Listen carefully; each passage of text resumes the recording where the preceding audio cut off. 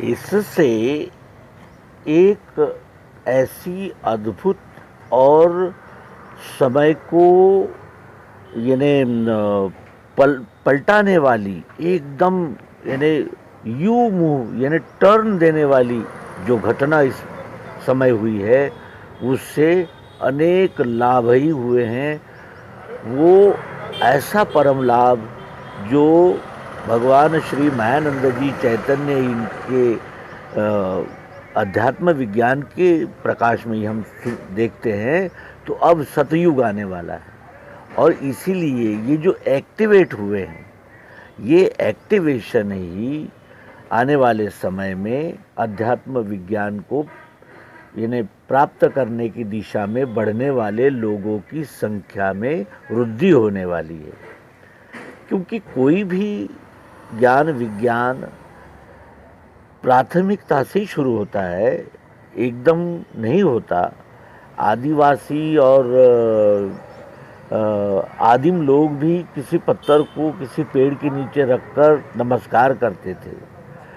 शुरुआत तो वहीं से होती है और उसका जो परिणाम अभी तक था वो ऐसा था कि महीनों ताले पड़े हुए, कोई वहाँ जा नहीं रहा, आ नहीं रहा, बहुत सारी जगह में घेरी हुई, कोई वहाँ नागरिकों को संगठित करके यानी ज्ञान विज्ञान की चर्चा हो, वहाँ अपने उद्धार का विचार हो, ऐसा कुछ नहीं हो रहा था। केवल वो बंद पड़े हुए थे क्योंकि वो दुर्लक्षित थे।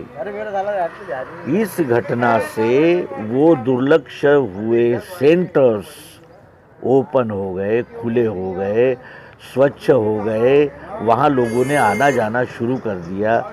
ये इस घटना का सबसे बड़ा लाभ है। और जो स्कूल में जाता है वो निश्चित ही डिग्री लेकर आता है। तो आरंभ जो है वो अज्ञान से है, अज्ञान ही आरंभ है, जिज्ञासा ही आरंभ है।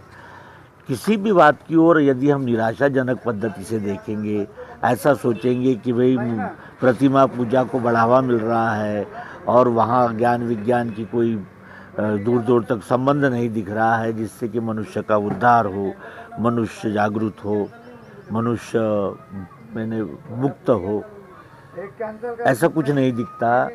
तो कहने का आशय यही है कि वो इसलिए नहीं दिखता कि दुर्लक्षित था, वो दुर्लक्षित था।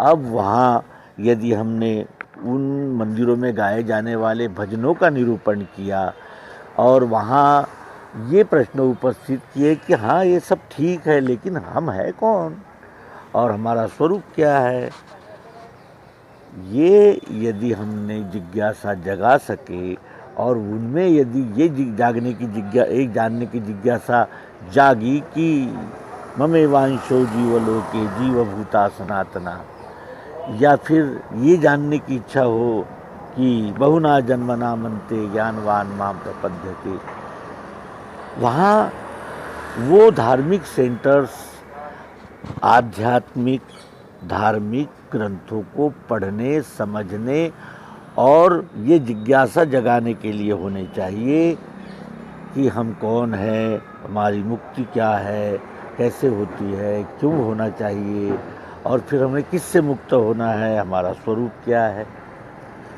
तो वो प्राथमिक रीति से अब वो एक्टिवेट हो गए हैं। उनको अध्यात्म विज्ञान और श्रीमद् भगवद गीता, विश्व सिद्धांत, अद्वैत इधर मोड़ने का ये सुनहरा अवसर है। इस अवसर की ओर हमने आशावादी पद्धति से देखना चाहिए और अधिक से अधिक हम यदि ये कहेंगे कि हमें क्वालिटी चाहिए, क्वांटिटी से हमें कोई लेना देना नहीं है, तो क्वालिटी भी तो क्वांटिटी से ही आती है। 25 विद्यार्थी अभ्यासक्रम को पूरा करते हैं, परीक्षा देते हैं, उसमें 5 लोग अपर आते हैं, कोई 53%, कोई 56, तो कोई 80-90। क्वांटिटी से ही क्वालिटी निकल कर आती है। हम अगर रेडीमेड क्वालिटी को ढूंढेंगे तो फिर समय कलिकाल का है। कितना भीषण दृश्य है कि मनुष्य किसी के ऑर्गन्स यानी किसी की इंद्रियां निकाल कर जबरन निकाल लेता है, छल से निकाल लेता है और उसे बेचकर वो उपजीविका चलाता है। ऐसे घृणित कार्य कितने, अब उसका वर्णन क्या करें, क्योंकि हमारे प्रबुद्ध जो पाठक है वो भी विथ क्वालिटी और सुपर क्वालिटी के हैं, इसलिए ये प्रश्न हम उन्हीं पे छोड़ देते हैं। कहने का आशय ये है कि जो सुनसान पड़े थे वो एक्टिवेट हो गए हैं, और एक्टिवेट होने का क्या अर्थ होता है ये आधुनिक विज्ञान को जानने वाले लोगों को बताने की आवश्यकता नहीं है। शब्द अंग्रेजी है, एक्टिवेट यानी लागू होना, शुरू होना।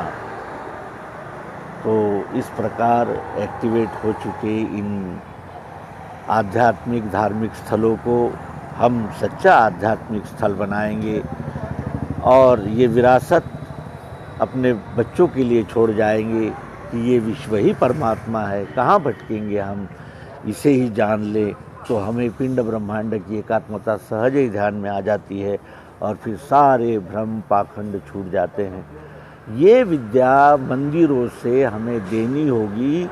हमें क्वालिटी, रेडीमेड क्वालिटी के चक्कर में न पड़ते हुए क्वांटिटी से ही क्वालिटी आएगी और आती है। और ये विश्वास कायम रखकर यदि हम अध्यात्म विज्ञान के प्रचार की दिशा में अग्रसर होंगे तो ये मानवता के लिए सबसे बड़ी उपलब्धि होगी। सबसे बड़ा उपकार इस मानवता पर यही है कि वो सर्वांग योग अध्यात्म विज्ञान को जन जन तक पहुँचाए। अनेक भाषाओं में अनेक पद्धति से पुस्तकों, ई लाइब्रेरियों और अनेक जो माध्यम हैं, आधुनिक माध्यम का भी इसमें उपयोग होना चाहिए, क्योंकि क्वांटिटी से ही क्वालिटी उभर कर आती है, ये सिद्धांत है। और इसीलिए हम अपने प्रिय अध्यात्म विज्ञानी मित्रों को ये नम्र प्रार्थना करना चाहेंगे कि वे इस अवसर का अवश्य ही मानव कल्याण के लिए उपयोग करेंगे और इसमें सक्रिय सहभाग होंगे। धन्यवाद। नर्मदे।